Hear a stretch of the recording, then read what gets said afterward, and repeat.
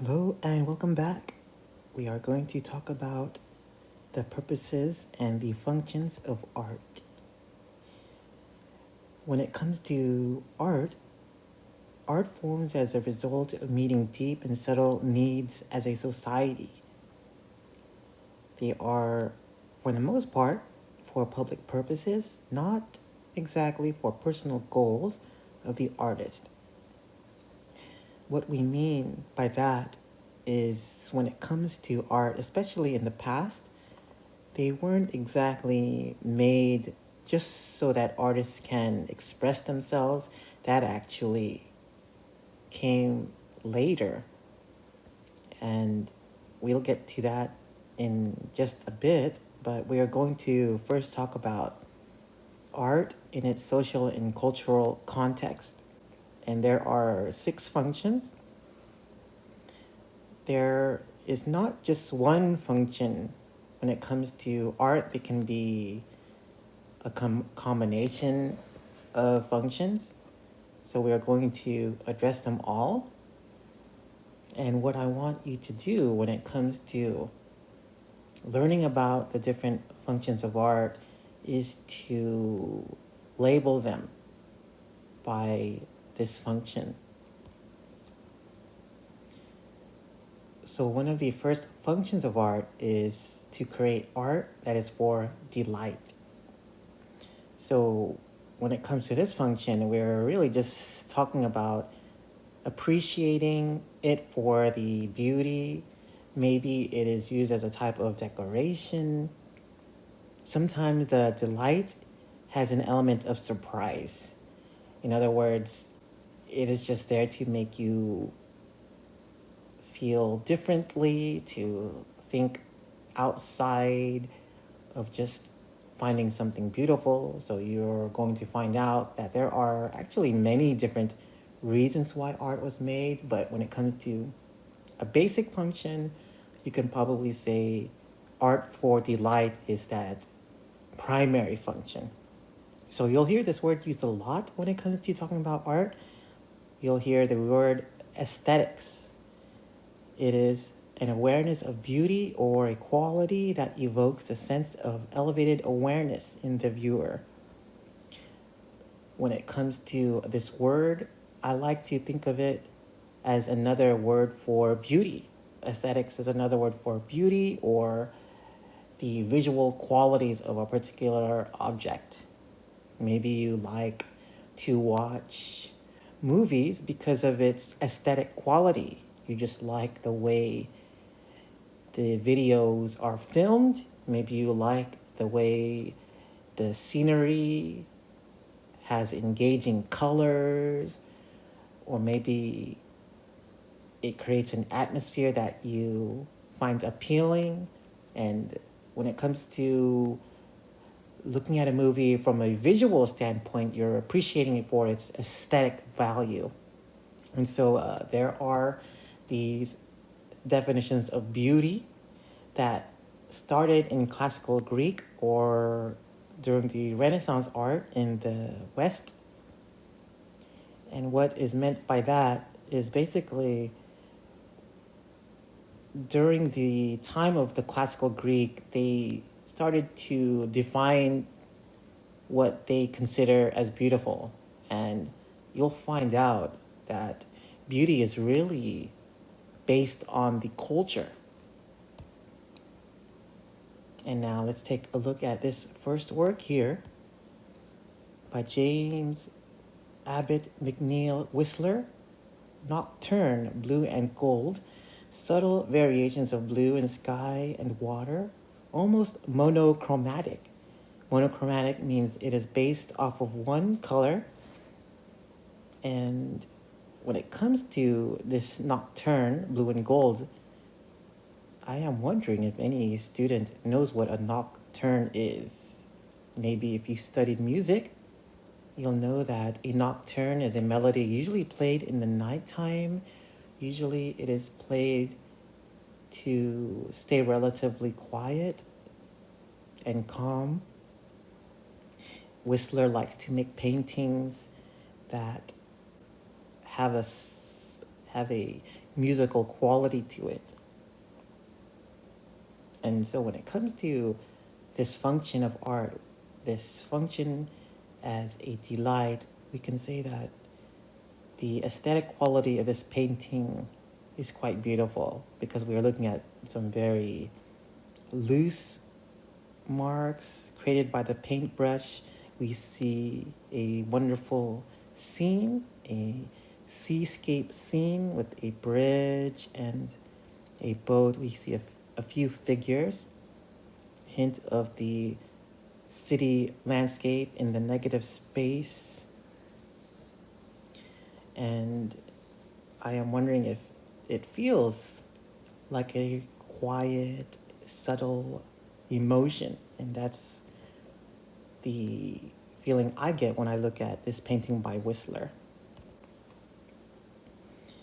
So, just as I mentioned earlier, when it comes to beauty, very, it varies across different cultures. And if we take a look at this work here, it is a bowl made during the classic Mimbres period. It is a Native American tribe. I want to say in the Midwest region, maybe around Idaho. And so we are looking at a bowl and that it has a very precise geometric design. Something that you'll notice with this bowl is that there's a hole in the very center. And you are wondering probably, why is there a hole in this bowl? Sorry, I can't really talk straight today. There is a hole in the bowl. And why would they do that? Well, for the Mimbres culture, what happens when people pass away is they actually have them lying down, faced up. And what they do with this bowl is they put it over their face so that their face is facing towards the heavenly sky, and that the hole in the bowl helps guide the spirit so that it doesn't, or so that the spirit doesn't get lost or doesn't go any other direction. They want for the spirit to go straight up into the heavens. And even though this is a work of art that has a function attached to it, a function that deals with a funerary practice, you can say that there's an interesting aesthetic value that is connected to the object.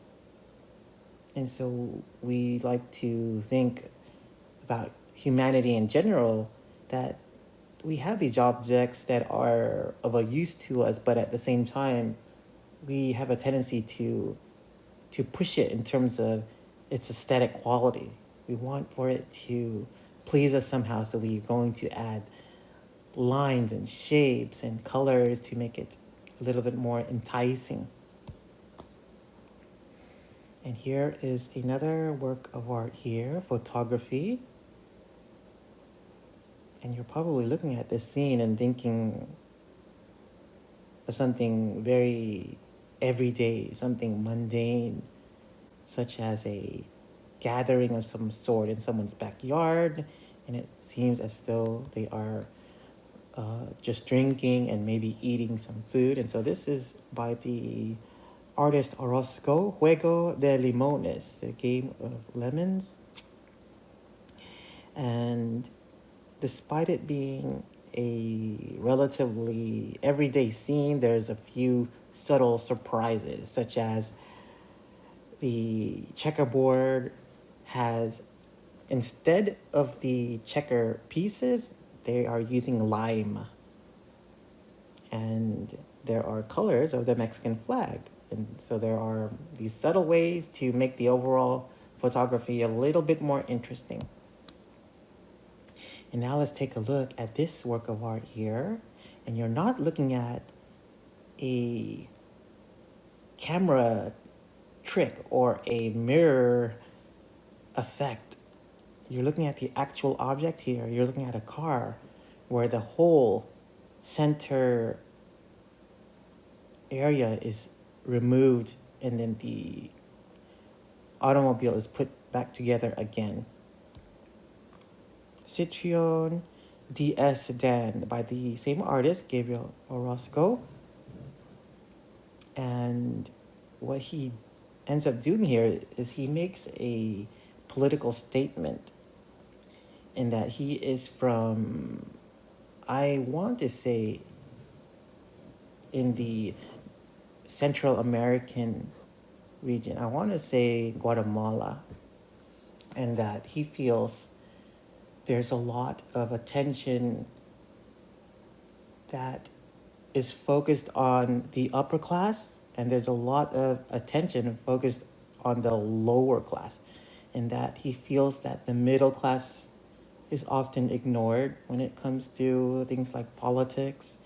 And so he makes a work of art that symbolizes that idea, despite it having this sensation of shock when I look at it, and I think, is there something wrong with my eyes? Because I have never seen a car like that ever.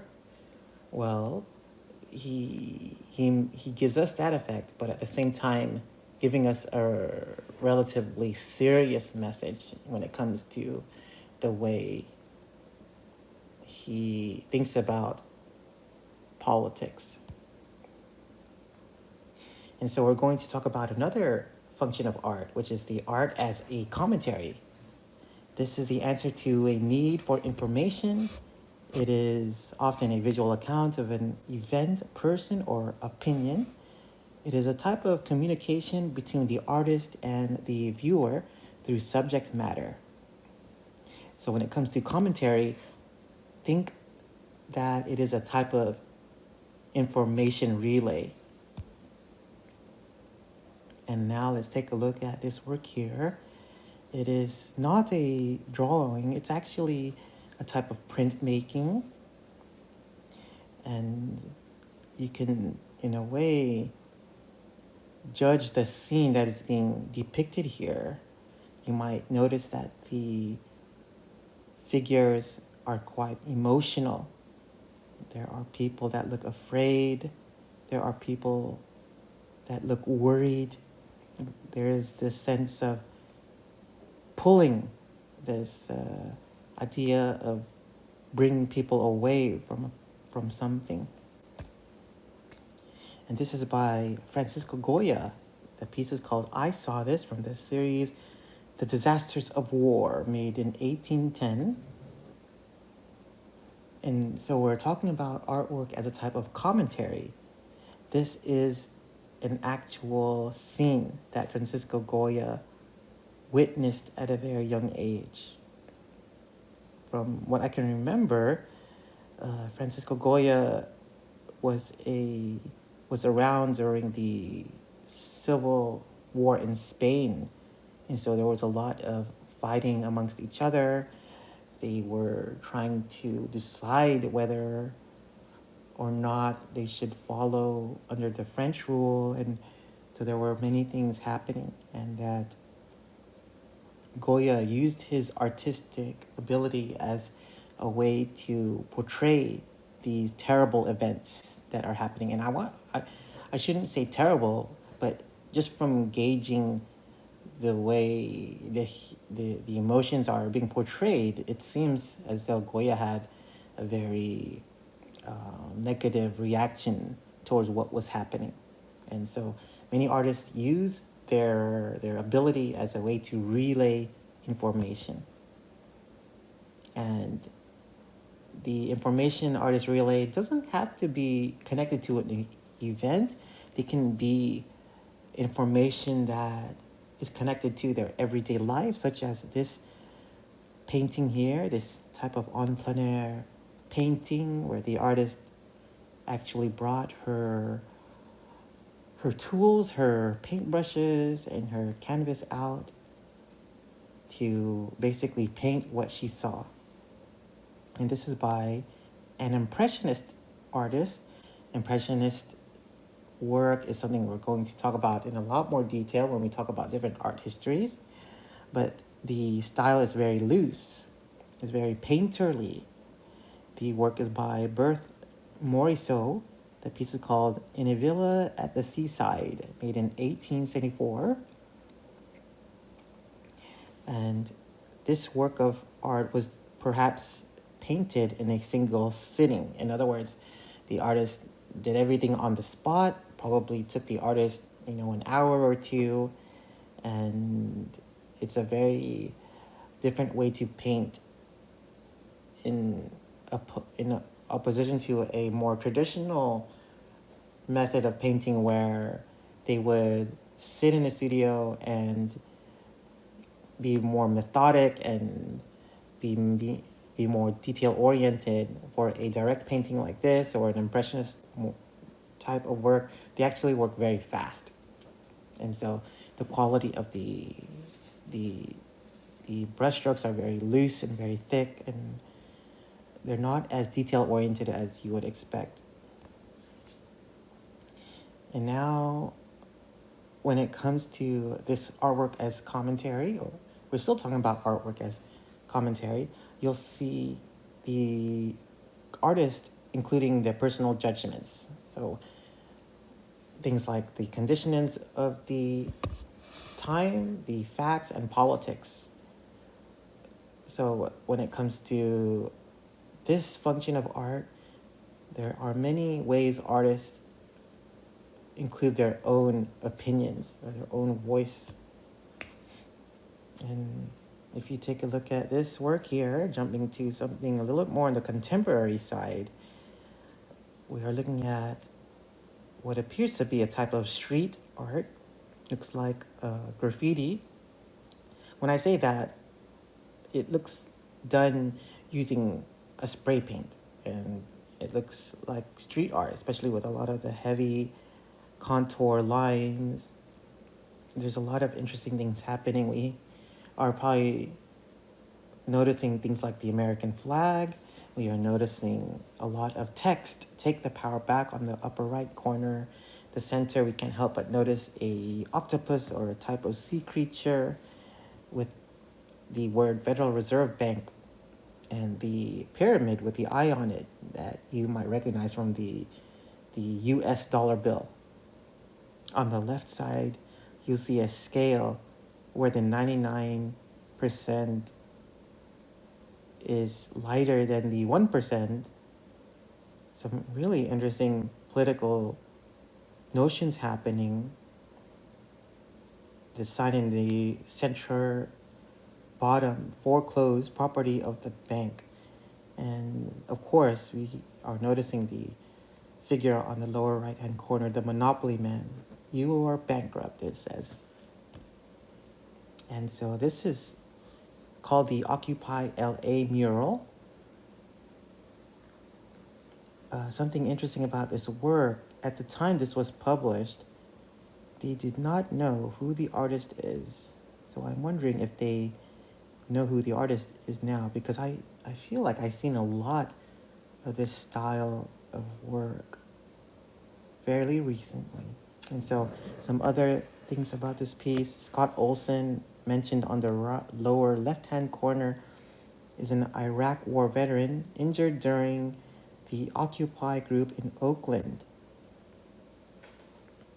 And something interesting about this work, I believe it was made in 2009. Yet I can't help but realize how almost everything on this piece is still relevant in today's standards. And now we're going to talk about a different function of art that is used in worship and ritual. It is used to enhance religious contemplation. And here we have an example of religious art. Maybe you can right away notice that it is of a stained glass window. If you've been in a Christian church, you probably have seen a lot of stained glass windows, something that came out of the Gothic style a time when the churches during Christianity were created to be larger, to fill larger capacities of a very uh, large growth in the community. And so this is actually called the Tree of Jesse. It is on the west facade of the Chartres Cathedral. And when it comes to the stained glass windows, they are made to enhance religious contemplation. Perhaps if you've been in a Christian church and they have these stained glass windows, you can probably say that, and this is from my experience. I remember growing up and going to church and right away noticing things like the stained glass windows and how the colors would illuminate within the space, and that it would just make you feel different. You go to church and you feel different because not only because you're there to pray, but the actual environment feels different because of things like the decorations, and of course stained glass windows play a big role in that. And here is another work of art that deals with religious contemplation, but not in Christianity. This is from a type of Buddhism. It's actually from Zen Buddhism, to be exact. This is the rock garden.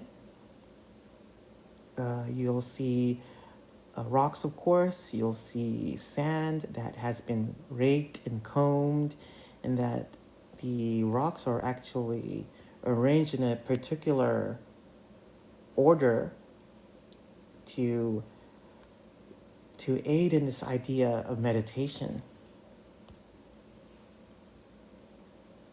Something about Zen Buddhism. We talked a little bit about Buddhism in the first chapter, and so when it comes to this type of Buddhism, Zen is a type of Buddhist practice that comes from Japan.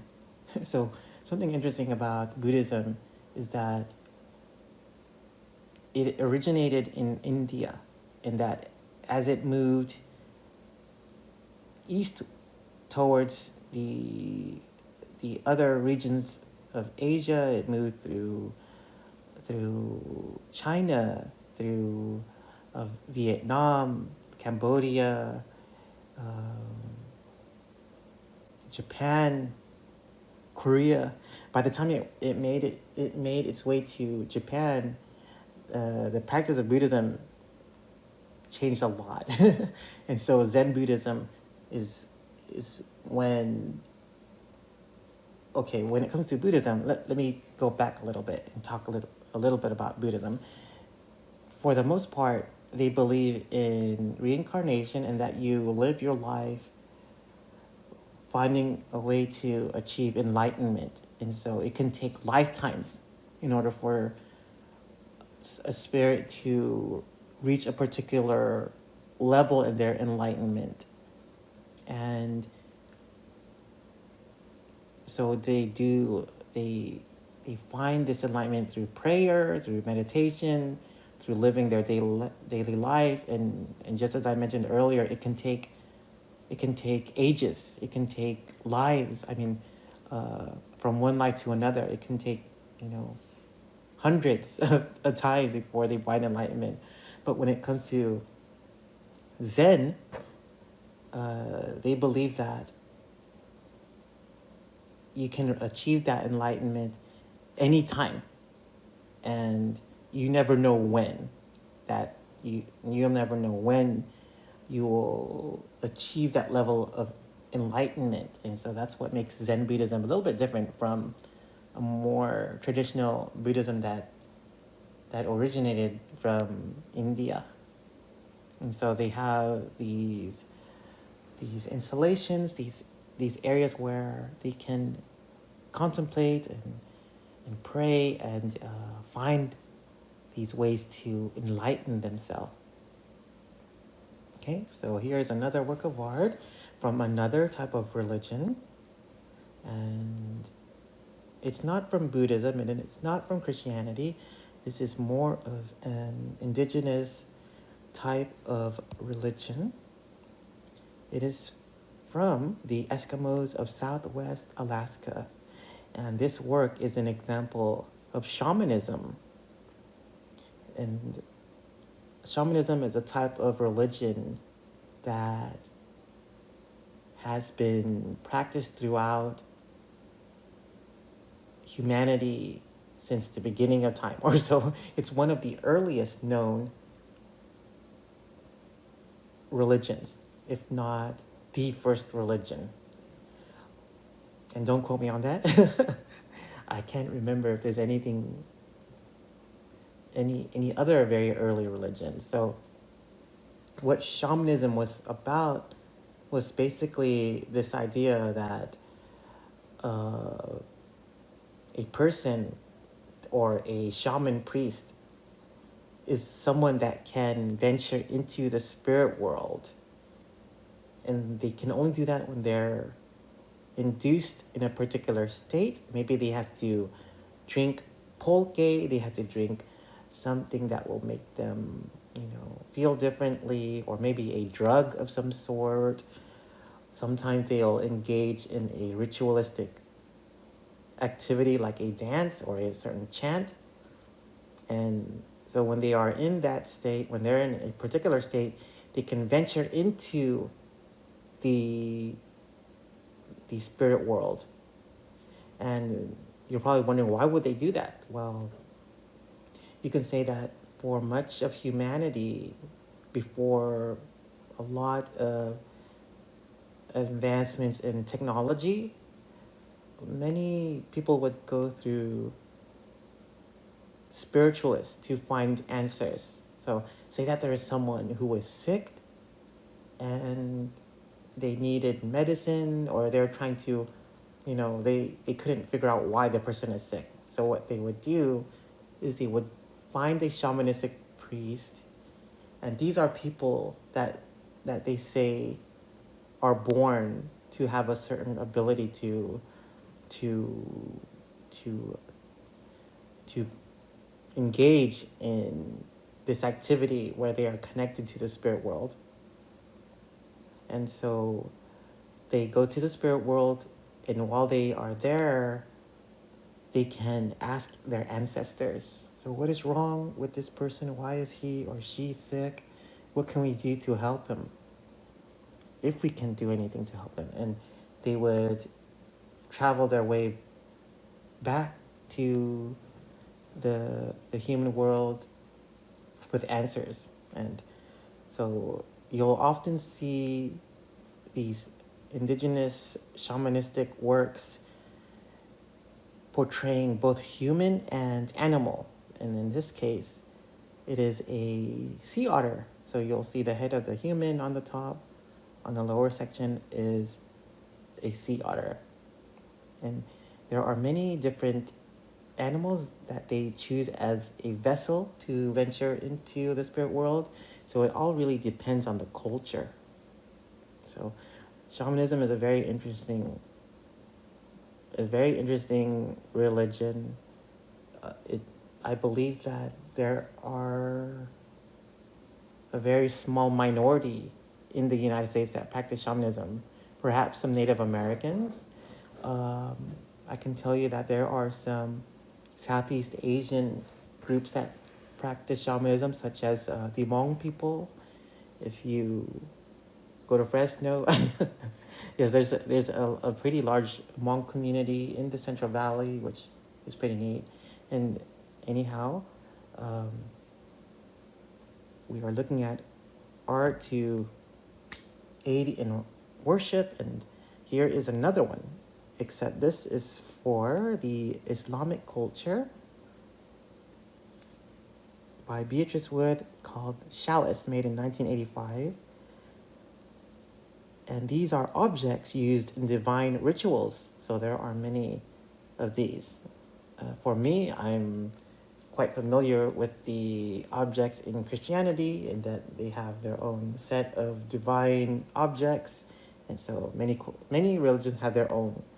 And there are actually many parallels to Islam and Christianity, and so they have a type of chalice, a type of cup used in the ceremony, and you'll see that this work of art here looks very lustrous. It's very shiny. It is gold in appearance, and the Islamic people were very good at working with materials like this. A lot of symmetry, very even on both sides, a lot of geometric shapes. We'll actually learn a bit about that in a future chapter. You'll learn why geometric shapes are so important when it comes to religions. And so now we're going to talk about another function, art as commemoration. It is an aid to memory. It is often a public celebration. It is to honor a person or event or a patriotic action. So when it comes to commemorating, we are celebrating something or someone from the past. When it comes to this idea of commemorating people, it is something quite unique of humanity, that we like to look back and honor those who were relatively significant into our being. And so human life is very valuable, especially in the past. And here is another work of art that is connected to the Islamic religion, except this is a little bit more familiar. Maybe some of you are familiar with the Taj Mahal, and that's what this is here. And the Taj Mahal is actually a type of commemorative architecture. It was built as a homage, or it was built as a type of mausoleum for a very famous wife of a powerful king. Sorry, I'm putting things together in my head as we speak. The Taj Mahal was built to honor a very famous wife, and that the idea behind the Taj Mahal is similar to what Islamic people described as the sign of the direction towards heaven. So we see the building here. There are 4 waterways around it, usually north, south, east, west, each cardinal direction. In Islamic tradition, they believe that once people pass away, they will look for signs that will guide them towards heaven, and one of them is the waterways, the waterways that lead them, the waterways that signify where heaven is for them. And so check out the video with a little bit more info on that. Try to remember that the Taj Mahal is not a castle or is not a home for someone relatively wealthy. Instead, it was actually a burial ground. And now we're looking at another work that deals with art as commemoration. And this is a little bit more on the traditional side, classical oil painting, a very large painting. And this is called The Death of General Wolfe by Benjamin West, made in 1770. Very large painting, oil on canvas, 60 inches by 84 inches. And so this is a very interesting piece because it is to commemorate General Wolfe. He is responsible for establishing the rule the French rule of Europeans in Canada. And something interesting about this piece, there is a controversy of contemporary clothing because in Western art, if someone was to be commemorated, if they were to be remembered, they would be portrayed in a different way. You'll usually see those who were honored portrayed in clothing that is classical Greek. They would show them almost godlike. And for the artist to portray General Wolfe in more contemporary style clothing, in other words, he's wearing the basic military uniform at the time. They felt it was a little bit too controversial, that it looks too mundane. This is a person that we are to honor for the rest of our civilization. Why is he being portrayed like this? He needs to be portrayed the more traditional way, which is more closer to them appearing more godlike. And so there are different ways that people are remembered for. And that brings me to this work here. It is actually a type of installation, a type of earthwork installation. And this is the Vietnam Veterans Memorial made by Maya Lin. And if you think about the piece, it's a very large installation. It's basically a black wall embedded in the ground, and that on the wall are, I want to say 90,000 or I shouldn't say that much. I'm guessing 60,000, around 60, maybe 60 and 90,000 soldiers that were lost or or passed away during the Vietnam War. And very interesting information about Maya Lin. She actually had to go through a type of design contest to create this piece. And so check out that video. I posted it on our modules. And yes, this is a type of memorial. And now here is another type of memorial, except this is probably a little bit more recognizable. And there's reasons why. There's a reason why many people might recognize this over the memorial of the Vietnam War. And so this is the memorial of Mount Iwo Jima, larger than life, very tall statue. In terms of its composition, there are figures rushing to pull up this American flag, and that there's a sense of unity, of strength. You'll notice that the overall shape feels like a triangle, and that the triangle shape usually is a symbol of strength as well.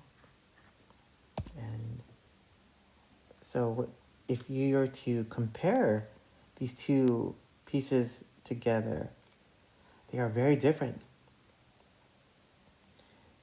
And so you're probably wondering, why are they appearing so differently? I mean, they are both connected to war, yet I can't help but notice that the Marine Corps War Memorial, or the Memorial of Mount Iwo Jima, is a lot more patriotic. It's a lot more uplifting in comparison to the Vietnam Memorial, where it is a little bit more somber. It is not even on the top of the ground. It's actually below the ground. And the reason why is that the Vietnam War is actually a war that is very unpopular to Americans. It was very unpopular during the time of the war. There were many protests happening during the 60s and 70s. You can say that the Americans at the time were going through so many really, really big changes. Things like the the civil or the racial tension that was happening, and then things like the Vietnam War, where people were being drafted and forced to fight, and they were forced to fight a war that they didn't really know too much about. It was almost as though overnight, people who were over 18 had to sign up to join the military.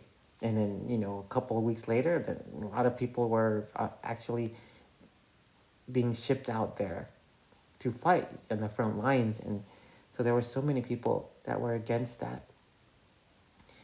And in its aftermath, you can say that the Americans, they had to withdraw. And so, of course, the Vietnam War is looked at as a very unpopular war in comparison to World War II, where it was very inspirational. The Americans helped fight off the Japanese in the Pacific, and so the Americans and the Europeans at the time are so excited and happy about that war. So it's interesting how the memorials portray the idea or the level of appreciation of that particular event. And now we're going to talk about art for persuasion. It is there to invite or urge viewers to do or think things that would not otherwise be done. And here is a sculpture that is to persuade us that the person portrayed is a very powerful person. It is called the Augustus of Prima Porta. The head is a portrait. The body implies emperor of divine status, and the reason why he is divine status is the little sculpture on his leg is actually Cupid riding a dolphin, and Cupid is the son of Venus, and so they believe that the Augustus of Prima Porta is a direct relative of these gods, and so it is his divine right to become a leader. And so when people look at a sculpture like this, they are basically being told that this is a very important person. He is of the divine. He deserves to be our leader. So he is a very strong person, to listen to him. So that's what sculptures like this were basically made for, to persuade us, to persuade those who are looking at the piece. Other examples would be this from Pierre Patel, the Palace of Versailles, made for Louis XIV. So when people of power want to show their strength, they want to show their influence, they build a palace or headquarters that displays how much power they have.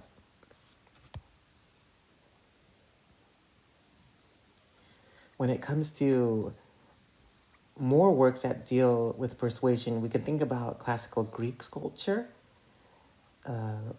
Something about classical Greek sculpture, you'll see this quality of idealism. Idealism is this idea, or it is the quality of perfection, or as close to perfection as you can get. So when it came to classical Greek, they like to portray the human form in its almost perfect form. So they'll always be very young in appearance. They'll usually be very fit. They'll usually think of the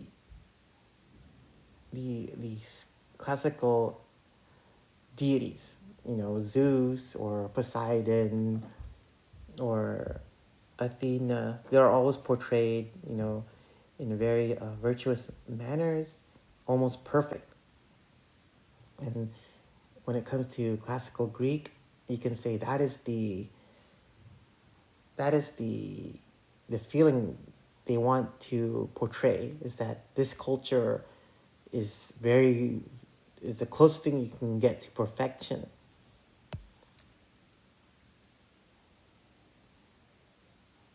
Okay, and we are looking at another painting here. And just to let you guys know, while I'm doing my lecture, you can always take a break. I usually give my breaks every hour in class, and usually my lectures are about an hour and a half or so. So, take a break if you ever need to, then come back. And so we're talking about a new painting here, but we're still talking about artwork that is for persuasion. This is The Effects of Good Government in the City by Ambrosio Lorenzetti,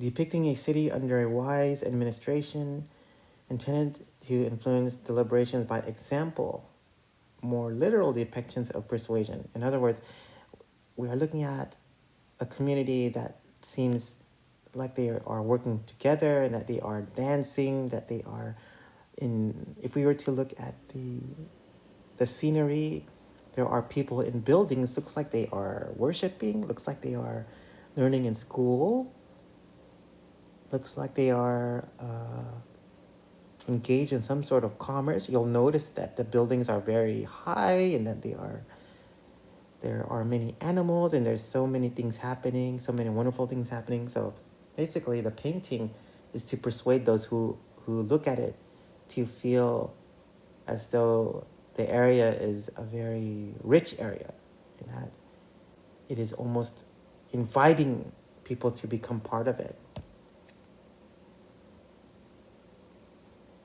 And now we're looking at another work that is made as a type of persuasion by the Mende people, Sierra Leone, a mask made in 19th century. And the idea behind this piece is that when women become a certain age, they actually have a ceremony, a ritualistic ceremony, where the young woman, had to wear this mask, and that you'll notice that the hair is quite abstract.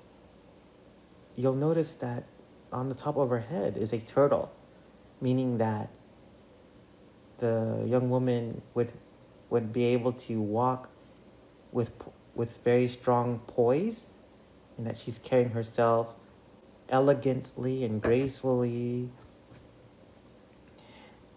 You'll notice that she has necklace around her neck, and that in the area, in the region in Africa, it was a sign of beauty for women to have a long neck. So you'll often see women wearing these rings to make their neck look longer. And again, still a piece that is to persuade us, to make us feel as though the person is virtuous, is growing up, and so on. When it comes to more recent times, you can say that artwork such as advertisement or media are there to persuade us to buy or believe something. So, every day we watch TV, or even if we watch things on the internet, you'll see basically advertisement and media basically trying to get us to think a certain way or to buy a particular product. Something about artists in general is they actually criticize this idea of often being almost manipulated by the media. So you'll see a lot of artists making work that go against this.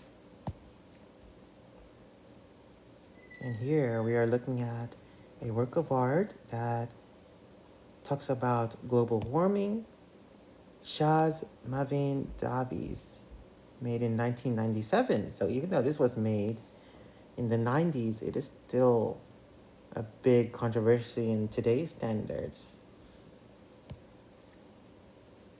And now we're going to talk about the final function of art, art as self-expression.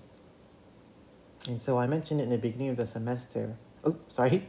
I mentioned it in the beginning of this chapter that art wasn't exactly made for the sake of the artist. It was more made for a reason, like religion or persuasion or commemoration. But here we're finally going to talk about art for the sake of artists expressing themselves.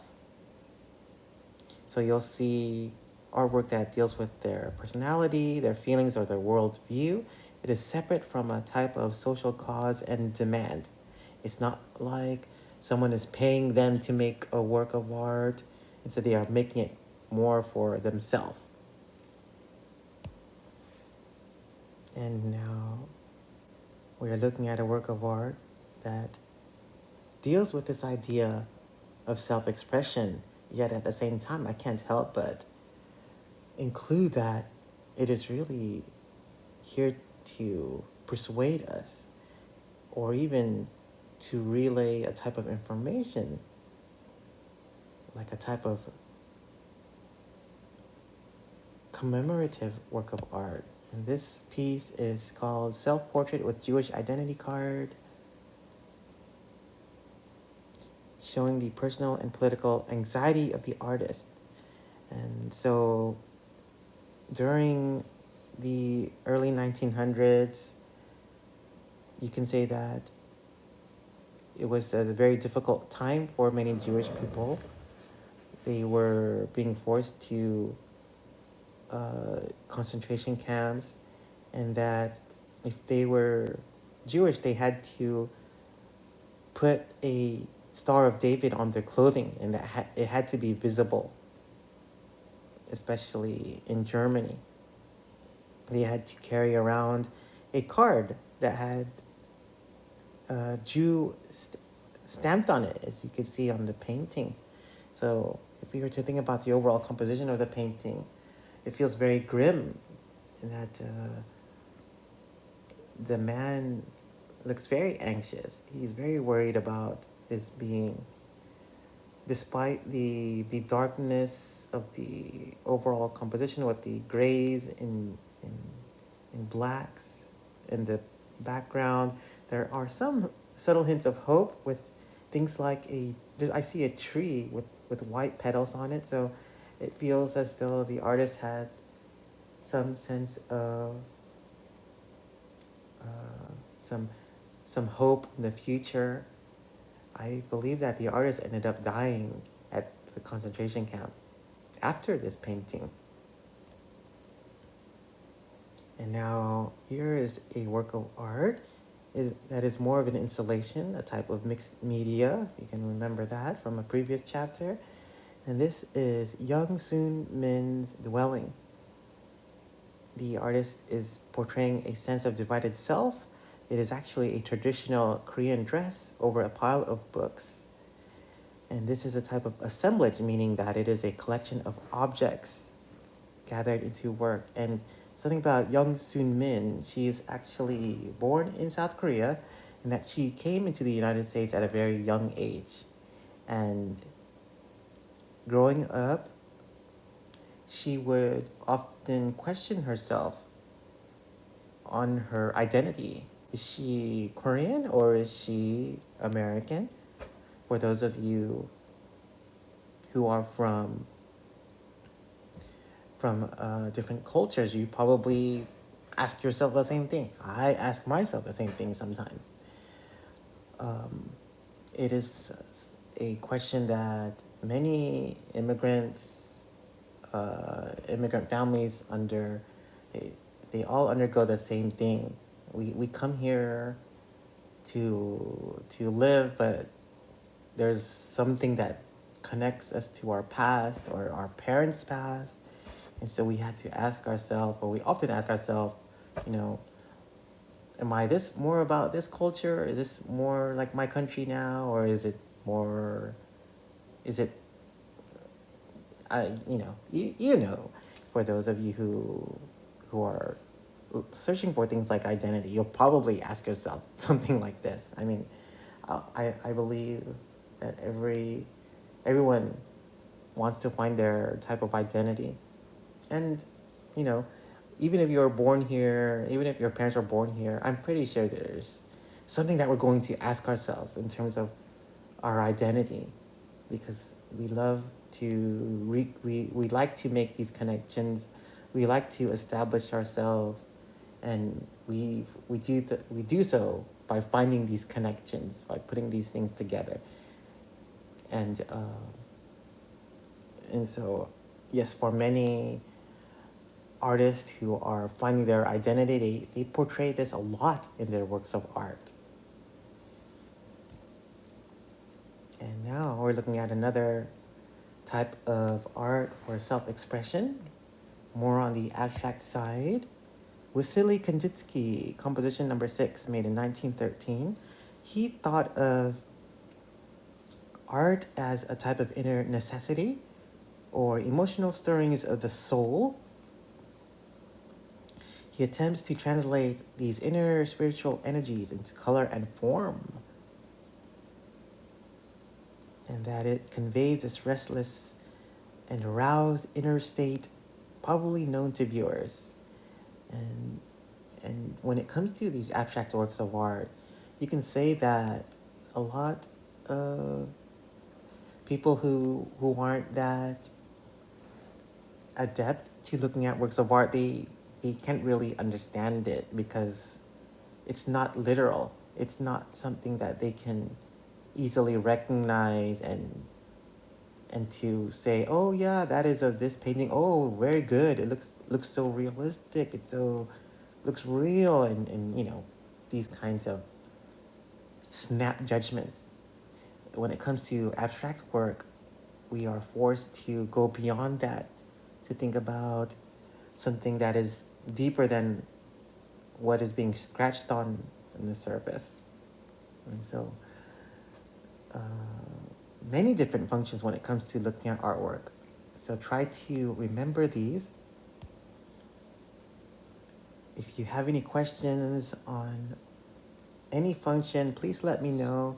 This was a pretty long chapter. I usually try to divide the files, but I'll do that in a future lecture. So again, let me know if you have any questions. Check out the modules, keep engaged, and good luck. Let me know if you have any questions.